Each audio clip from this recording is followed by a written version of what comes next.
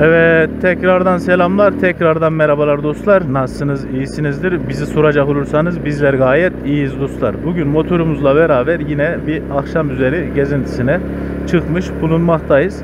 O beklenen hem sürüş hem de sohbet tarzındaki sizlere bilgi aktardığım videoları özlediğinizden dolayısıyla havanın çok sıcak olması sebebiyle ara ara böyle serinlediği zaman videolar atmaya, paylaşmaya çalışacağım dostlar. Şimdi bugünkü konumuz rodajda hız yapılır mı? Rodajda hız yapılır mı sorusuna video içeriğini izledikten sonra kafanızda bir mantık oluşacak dostlar. O mantığa göre zaten kendi motosikletinize rodaj esnasında elinizden geldiğince en iyi şekilde rodajını tamamlamaya çalışacaksınız dostlar. Rodaja başlamadan önce motoru sıfır alıyorsunuz. Daha sonrasında motoru aldıktan hemen sonra zaten o hevesle motosikleti servis size diyor ki motosikletinizi kesinlikle çok üst sınırlarda kullanmayın. Sakin kullanın vesaire. Haliyle de dostlar rodaj periyodunu yani kilometresini sakin kullanarak motoru çok zorlamayarak belli bir kilometrenin üzerine çıkmayarak tamamlamaya çalışıyorsunuz. Haliyle rodaj kilometresi her motosiklete göre değişiklik gösteriyor. Tamam. 500 kilometrede rodaj bakımını yapan var. 1000 kilometrede rodaj bakımını yapan var. CC fark etmeksizin içten yanmalı, tek silindir, çift silindir, 4 silindir tüm motosikletler için anlatacağım olay benim yaptığım rodaj bakımı veyahut da önerdiğim rodaj bakımı, rodaj periyodu tüm motosikletler, tüm içten yanmalı motorlar için geçerlidir diye düşünüyorum dostlar ki siz de anlatacaklarımı dinledikten sonra kafanızda mantığı oluştuktan sonra hak vereceksiniz bana. Az önce de anlatmış olduğum gibi rodaj esnasında sakin kullanmanız önerilir. Ne bileyim artık fazla üst hızlara çıkmamanız önerilir. Ama bana göre bu yanlış dostlar. Rodajı yaparken piyasada hani doğru bilinen yanlış mı diyeyim tam olarak onu şu an aklıma gelmedi fakat rodaj yaparken sakin kullandığınız motosikletinizi rodaj bakımını yaptıktan sonra agresif kullanmaya başlıyorsunuz. Yani hız yapmaya başlıyorsunuz. Yüksek devirler çevirttirmeye başlıyorsunuz.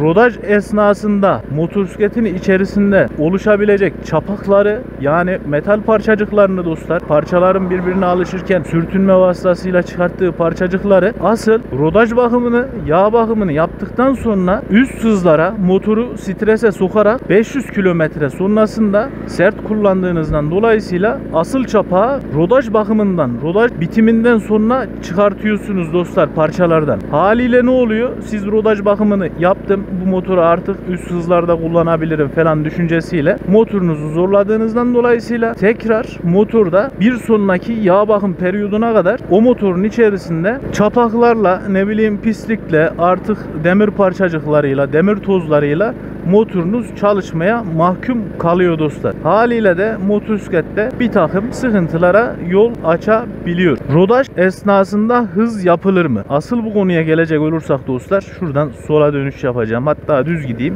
Dönüşte sola girerim. Şuradan dağlara çıkacağım.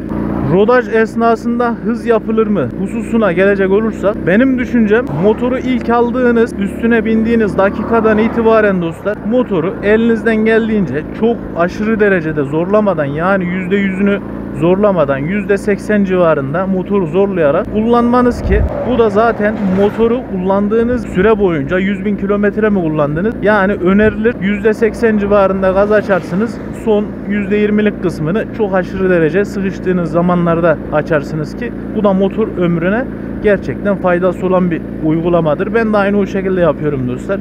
Çok fazla zorlamam motosikleti. %70, %80 bandında gaz açtıktan sonra kendimi frenlemeye çalışırım ki bazı durumlarda gazın %100'ünü açıp motoru aşırı derece zorluyorum. O normal ama sürekli yaptığınız zaman sıkıntı yaratabilir dostlar. Şimdi motoru ilk aldınız, üzerine bindiniz. Motosikleti az önce de bahsetmiş olduğum gibi %70, %80 civarında zorlayarak kullanabilirsiniz dostlar. Kullanmanızda fayda olduğunu düşünüyorum ki siz motoru zorlayarak motoru belli bir strese maruz bırakarak dostlar haliyle içindeki oluşabilecek çapa, motor alışması, motor alışırkenki çıkan demir tozu ne bileyim bu tarz pislikleri, motorunuza zarar verecek durumları erken zamana alıp daha seri bir şekilde motorun alışmasını sağlayacaksınız ki motorunuz uzun kilometreler çapaksız, ne bileyim demir tozsuz, pisliksiz, temiz yağ ile yola devam edebilsin dostlar. İlk 500 kilometrede gelin diyorlar. Yağ bakımınızı yapalım,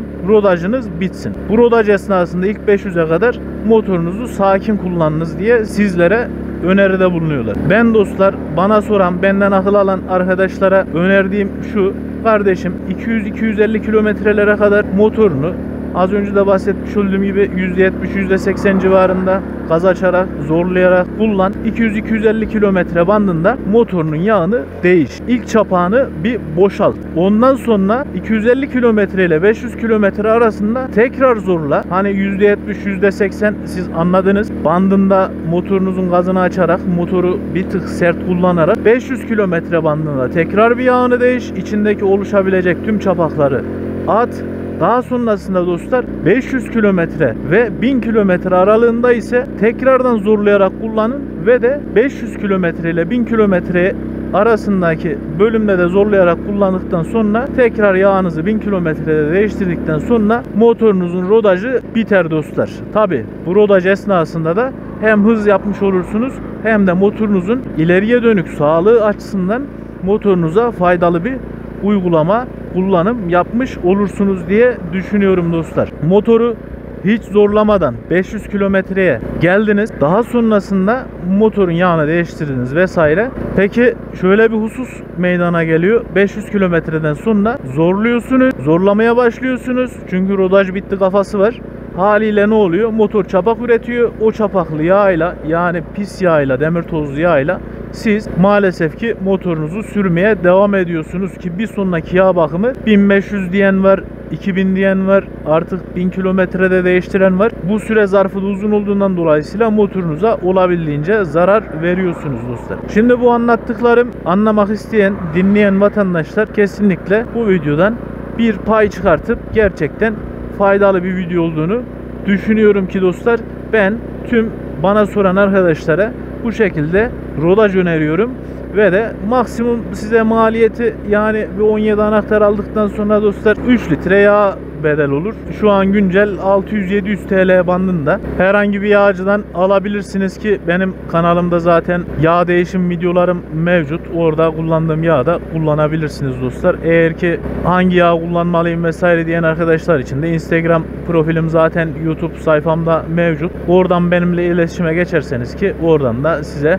önerilerde bulunabilirim. Veyahut da farklı bir konularda yardıma ihtiyacınızın olduğunu düşündüğünüz durumlarda ise zaten bana ulaşım gerçekten kolay dostlar. Instagram üzerinden ulaşabilirsiniz. Tüm herkesin mesajlarına, sorularına tek tek cevaplar veriyorum dostlar. Şöyle, motorumuzun yağını zaten yeni değiştirdik. Motor güncel ortalama şöyle bakalım 33.672 kilometre bantlarında, yani tahmini dostlar 1200-1300 kilometre sonra 35.000 kilometreye motosikletimiz sağlıklı bir şekilde orijinal motoruyla ulaşacak. Bu yazın bakalım motosikletle biraz uzun vakit geçirmeyi düşünüyorum. İnşallah her şey düşündüğümüz gibi olur. Sizlerin öncelikle, daha sonrası benim. Şimdi dostlar 50.000 kilometre bandına getirebilirsek bakacağız artık. Orijinal motor, orijinal basık balata, orijinal buji hepsi üstünde takılı. Bakalım ne kadar gidecek. Hep birlikte buna şahit olacağız dostlar. Yani şöyle böyle biraz konuşalım, sohbet edelim derken bayağı yol geliyoruz. Şuradan bir yerden U dönüşü atıp az önce bahsettiğim yerdeki aradan girip şu dağlara doğru biraz gideceğim. Oralarda biraz patika yollarda vesairede video çeker. Onu da harici olarak kanalımda paylaşırım dostlar. Beni takip eden, gönül veren herkese buradan selamlarımı, saygılarımı sunuyorum.